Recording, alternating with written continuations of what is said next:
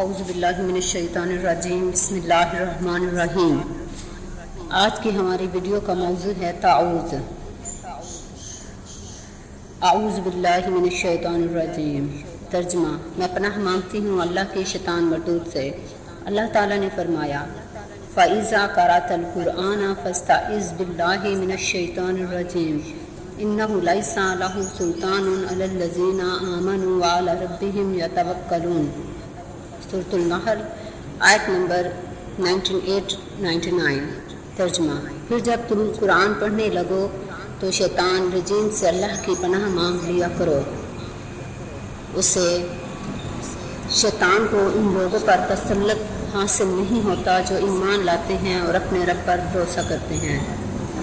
آخر کیا وجہ ہے کہ قرآن پاک کو تلاوت کرنے سے قبل شیطان سے پناہ مانگی جا رہی ہے؟ سب سے پہلی بات یہ ہے کہ یہ اللہ کا حکم ہے۔ شیطان وسوسے ڈالتا ہے، صحیح مفہوم نہیں سمجھنے دیتا، اکتاہٹ پیدا کرتا ہے، متشابہات میں الجھا دیتا ہے، نیز شیطان برائی کو خوشنما بنا کر دکھاتا ہے۔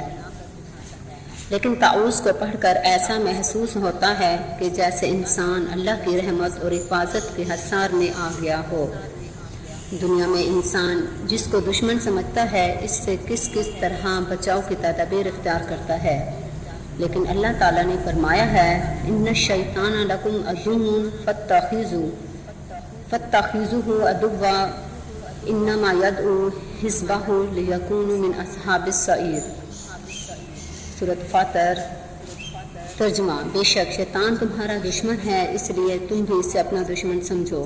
وہ تو اپنے پیروکاروں کو اپنی راہ پر اس لیے بلا رہا ہے کہ وہ دوزخیوں میں شامل ہو جائیں، کیونکہ شیطان نے ایک چیلنج کیا تھا، قال فبما اغویتنی لاقعدن لهم صراطک المستقیم ثم لآتینہم من بین ایدیہم ومن خلفہم وعن ایمانہم وعن شمائلہم ولا تجد اکثرہم شاکرین۔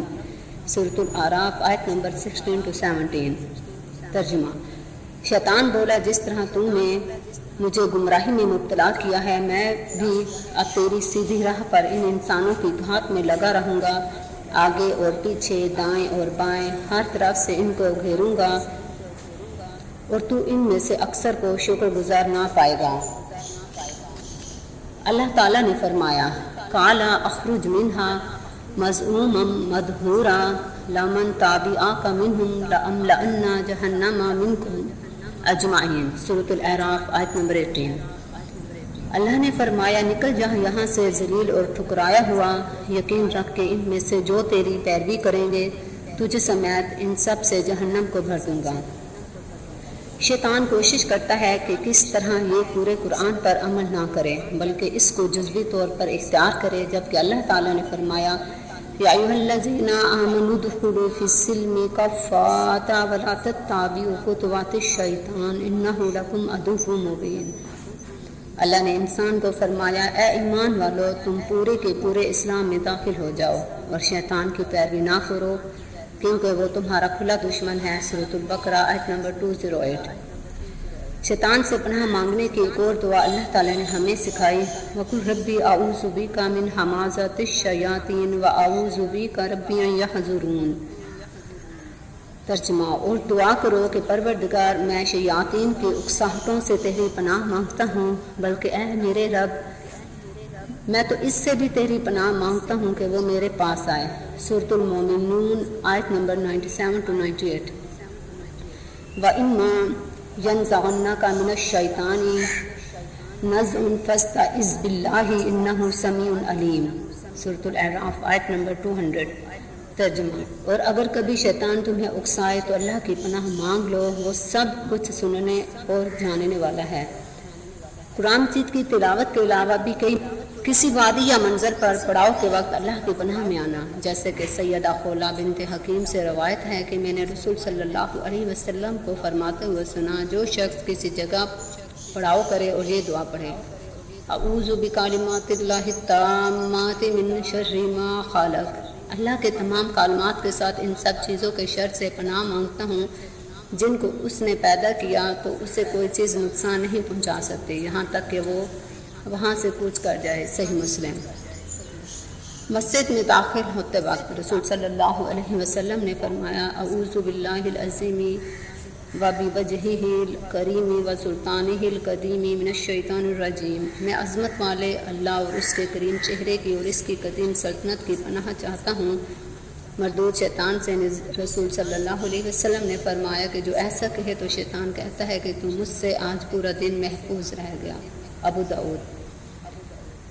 تعوذ کی اہمیت بہت زیادہ وضاحت سے بیان کر دی گئی ہے، نیز اور بھی کئی ایسی مقامات ہیں جہاں تعوذ پڑھنا واجب ہے، جیسے مسجد سے نکلتے وقت اللہ کی پناہ طلب کرنا۔ رسول صلی اللہ علیہ وسلم نے فرمایا جب مسجد سے نکلو تو یہ کہو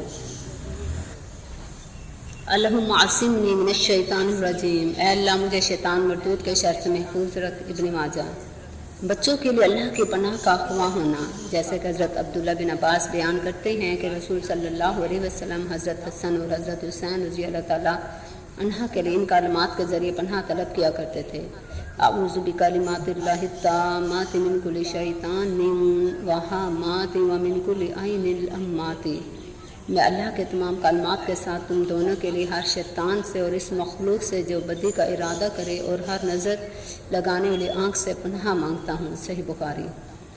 بیماری کے وقت اللہ کی پناہ مانگنا، حضرت عثمان بن ابی العاص سے روایت ہے کہ میں نے رسول صلی اللہ علیہ وسلم سے ایک بیماری کی شکایت کی جو اسلام قبول کرنے کے بعد میں نے پہلی دفعہ محسوس کی تھی۔ رسول صلی اللہ علیہ وسلم نے فرمایا اپنے ہاتھ کو اپنے جسم پر تکلیف والی جگہ رکھ کر 3 مرتبہ بسم اللہ کہے اور 7 مرتبہ یہ دعا پڑھ اعوذ باللہ وقدراتہ من شر ما اعجز واحاذر، میں اللہ تعالیٰ کی اور اس کی قدرت کی پناہ پکڑتا ہوں اس چیز کے شر سے جو میں پاتا ہوں اور جس سے ڈرتا ہوں۔ صحیح مسلم۔